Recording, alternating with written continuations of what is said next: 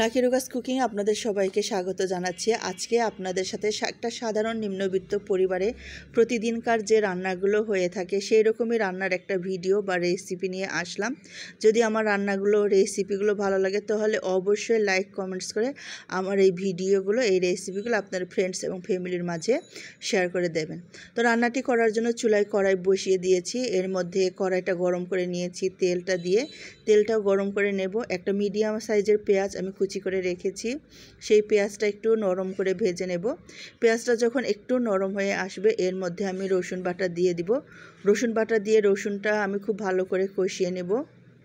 আর আমি আলু, বরবটি আর চিংড়ি মাছ ভালো করে কেটে ধুয়ে বেছে রেখে দিয়েছি। আলুটা আমি একদম কেটে নিয়েছি বরবটির মতো করে, যেহেতু বরবটির সাথে রান্না করব।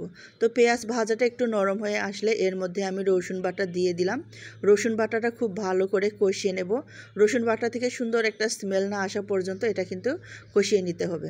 তারপর এই যে রসুনটা কষিয়ে নেওয়ার পর আমি এই যে কেটে রাখা আলু দিয়ে দিলাম। আলুটা আমি বলেছিলাম বরবটির মতো করে কেটেছি, মানে চেষ্টা করেছি বরবটির সাথে যেন মিশে যায় সেই রকম করে কাটতে। আলুটা দিয়ে সাথে লবণটাও দিয়ে দিলাম। আলুটা ভালো করে কষিয়ে নেব। আলুটা সেদ্ধ হতে সময় লাগে, সেজন্য আমি আলুটা আগে দিয়ে দিয়েছি। এখন আমি অন্যান্য যে মশলাগুলো লাগবে সেই সব মশলাগুলো দিয়ে দিব। তো প্রথমে এখানে আমি দিয়ে দিচ্ছি হলুদ গুঁড়ো আধা চা চামচ, ধনে গুঁড়ো, জিরে গুঁড়ো সবগুলো আধা চা চামচের সামান্য একটু কম বেশি। আর আমি মরিচ গুঁড়োটাও দিয়ে দিলাম। ধনে গুঁড়োটা আমি প্রায় 1 চামচের মতো দিয়ে দিয়েছি। আর একটু পানি দিয়ে দিব। পানিটা দিয়ে মশলাটা কষিয়ে নেব, কারণ এখানে পানি একদমই নাই, একদম শুকনা। পানি দিয়ে মশলাটা কষিয়ে নিলে মশলা থেকেও কিন্তু সুন্দর একটা ফ্লেভার আসে। আর বরবটি রান্নায় যখন রসুন বাটা দেওয়া হয় তখন সেই রান্নাটা আরও বেশি খেতে ভালো লাগে।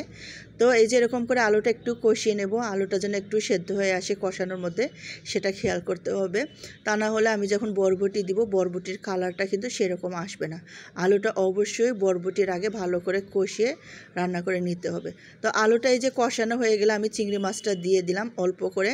তো চিংড়ি মাছটা একদম ফ্লেভারের জন্য দিয়েছি। চিংড়ি মাছটাও আমি খুব ভালো করে কষিয়ে নেব। চিংড়ি মাছ কষালে কিন্তু না ভেজে কষালে একটা সুন্দর ফ্লেভার আসে, সেই ফ্লেভার না আসা পর্যন্ত চিংড়ি মাছটাকে আমি ভালো করে কষিয়ে নিয়েছি। খুব ভালো করে চিংড়ি আলু কষিয়ে নেওয়ার পর এই যে আমি কেটে রাখা বরবটিটা দিয়ে দিলাম। বরবটিটাও কিন্তু খুব ভালো করে কষিয়ে নিতে হবে। বরবটি খুব ভালো করে কষিয়ে রান্না করলে এটা অনেক বেশি খেতে ভালো লাগবে। এটা মাখা মাখা করে রান্না করলেও অনেক বেশি মজা লাগবে। আমি একটু ঝোল দিয়ে রান্না করব, আমরা একটু ঝোল ঝোল করে খেতে বেশি পছন্দ করি।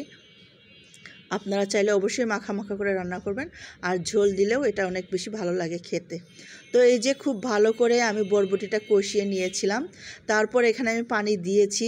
এই পানি দেওয়াটা আমি দেখাতে পারিনি, ভুলে গেছি। আর আমি উপর থেকে কাঁচামরিচ দিয়ে দিয়েছি। তো এই যে পানিটা দিয়ে আমি এটাকে একটু রান্না করে নেব সময় নিয়ে।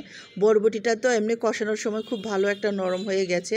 এটা খুব বেশি সময় রান্না করব না, তাহলে বরবটির যে একটা সুন্দর কালার আসে সেই কালারটা নষ্ট হয়ে যাবে। আর সেজন্যই আলুটা আগে দিয়ে রান্না করেছি, যাতে বরবটিটা খুব বেশি সময় রান্না করতে না হয়, বরবটির সুন্দর কালারটা যেন আসে।